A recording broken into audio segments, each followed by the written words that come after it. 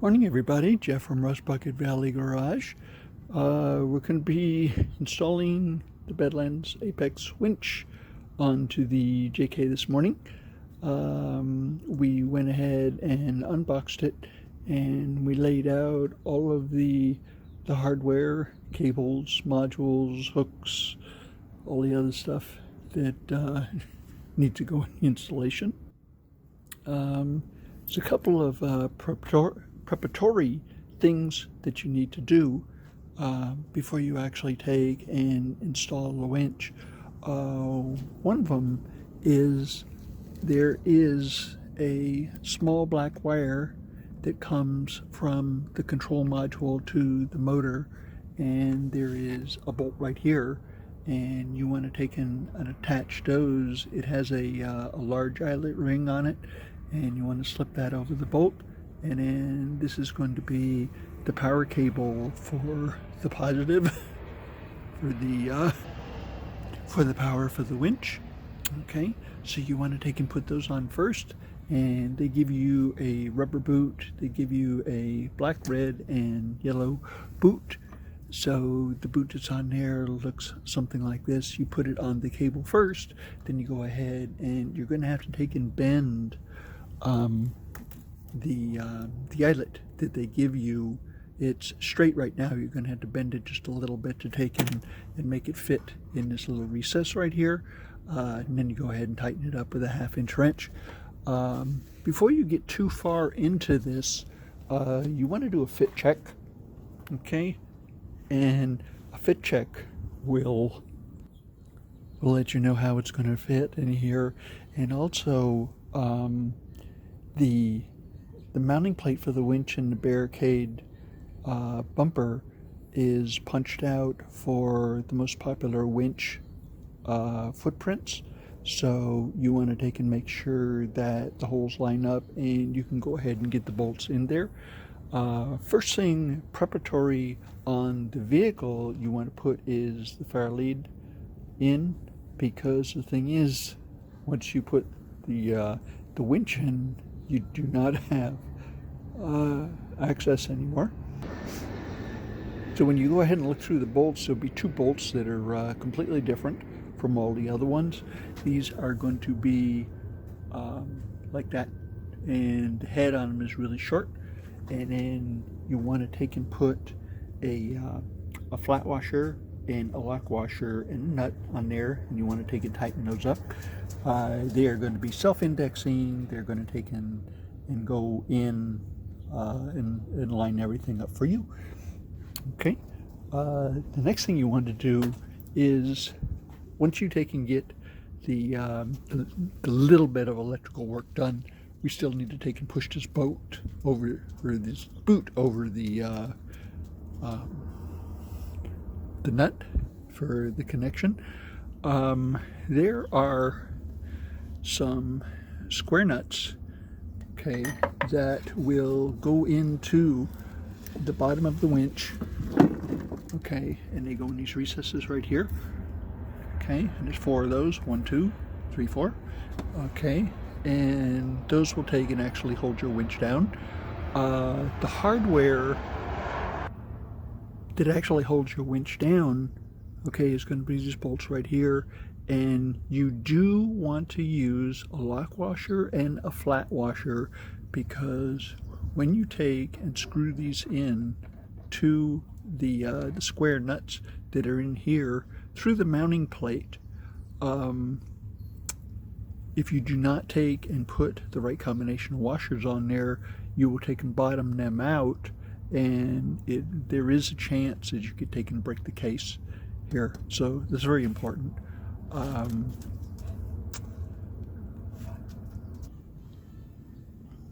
Okay, so we've tightened up the fair lead, and they have kind of a mixture of hardware. Okay, so on the outside we used a 5/16 Allen wrench, and on the inside we used a 19mm. So okay, it's time to take and bring the winch over and set it into position and start lining our holes up. So we've gone ahead and set the winch in position, And we found that if we take and put the winch on free spool and we pull out about 18 inches of lead, it makes it a little bit easier to take and get the cable through the fair lead. Okay, so we're going to go underneath and we're going to go start lining our bolts up. Okay, so we have all the bolts in there, and they're M10 by 150 metric bolts, but they have a 5/8 head on them, so don't know what to think about that. Since this is an important safety item, I am going to go get the torque for those bolts, and we're going to go ahead and torque those down. So it's not often that you'll see me torque things. Yes, I do have a torque wrench, and yes, I know how to use it. The 4 bolts that are on the underside of this, I found out the torque is 53.7 nanometers, and that converts into 46.2 pounds. So all 4 of the bolts that are underneath here are torqued to 46 pounds. Barricade, when they make their bumpers, they give you real good access to the bolt holes.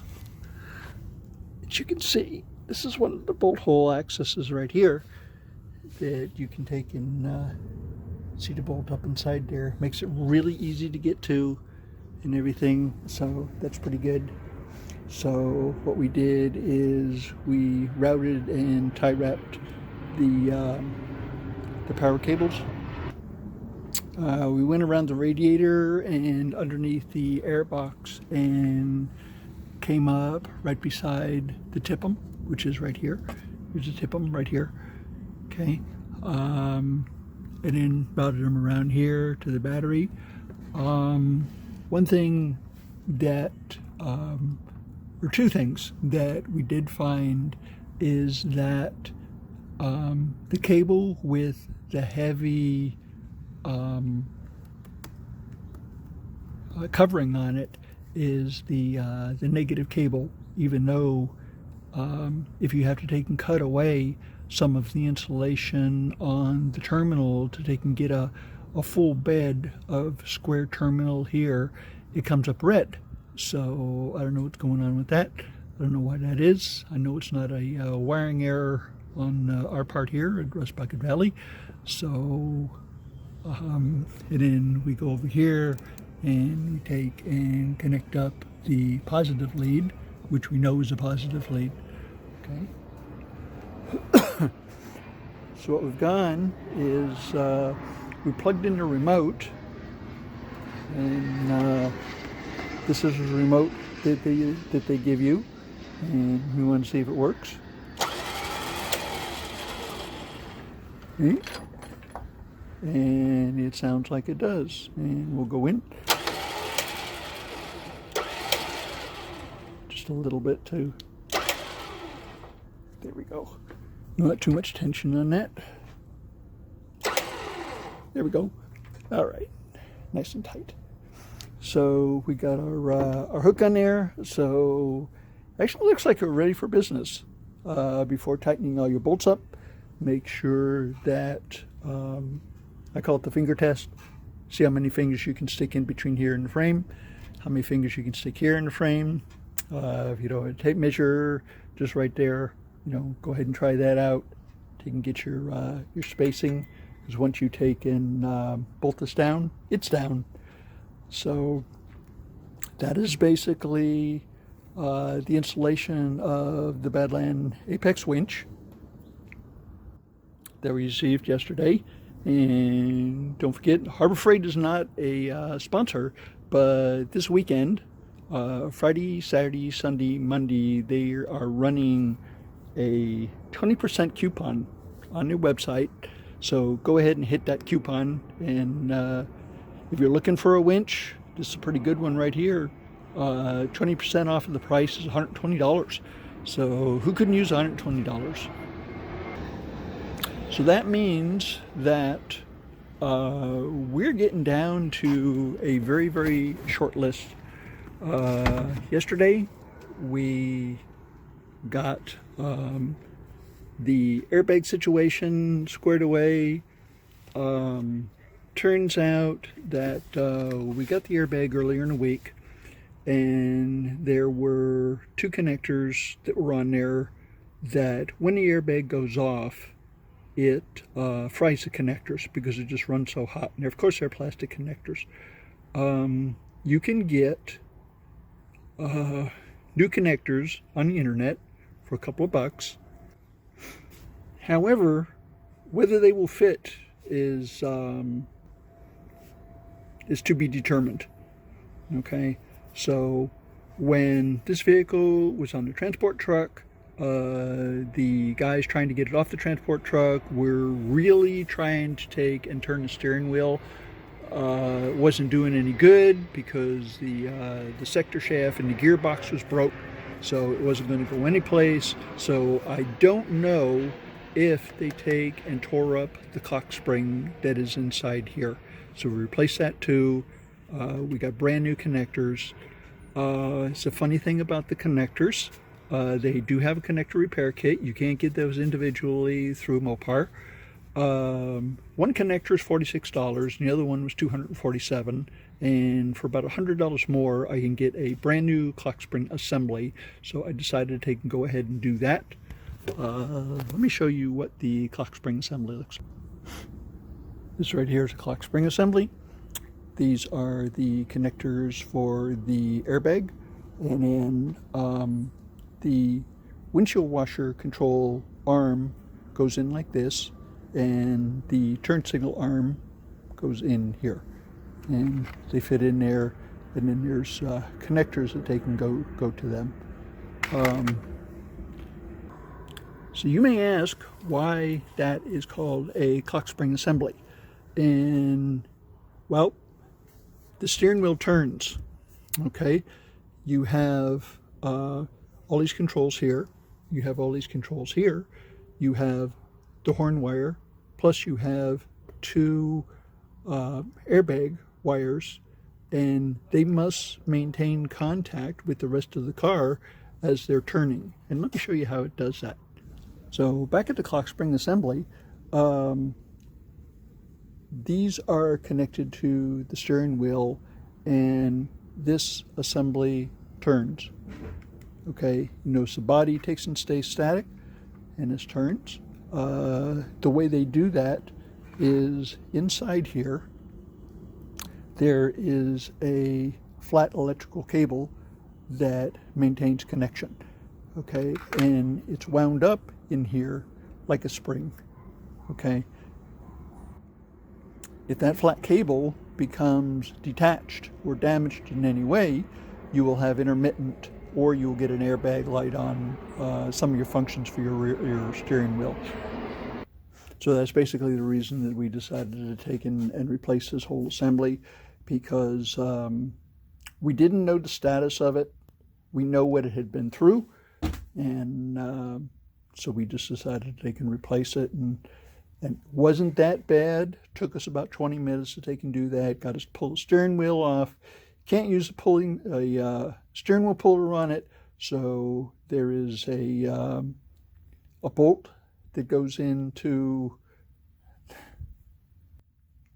the steering shaft through the steering wheel, and you take that bolt out, and then you grab onto both sides of the steering wheel, and you wiggle it back and forth with all your might, and it pops off. Okay, so some of them are really, really on there. You can't get them off, but on this one right here, you can't really get a puller in there. The holes where the puller should go are not big enough for a standard puller. Okay, so anyway, that's about all I have for you today. We are down to a very, very short list. We need to bleed the brakes, and we need to get our rock sliders, and of course we have to go do battle with the DMV, get it registered here in California, and that's always fun. So I need a department to do that, so I won't have to deal with that. That's awful aggravating. Send me a bill. Let me know what it's going to cost. Okay, here you go. Here's your check. No, we don't have a department to do that, unfortunately, so I have to deal with that. But if the bleeder breaks and we need rock sliders, yesterday was 6 weeks. We have a 6 to 8 week time frame for manufacturing. So we will go ahead and wait for our rock sliders. And then we got to go find some rocks and some dirt.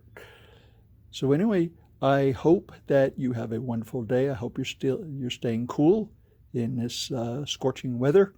And thank you so much for all of yous. Really, really, really appreciate it. Hit the notification button if you'd like to see what we do next. I hope you have a wonderful rest of your day. See you next time.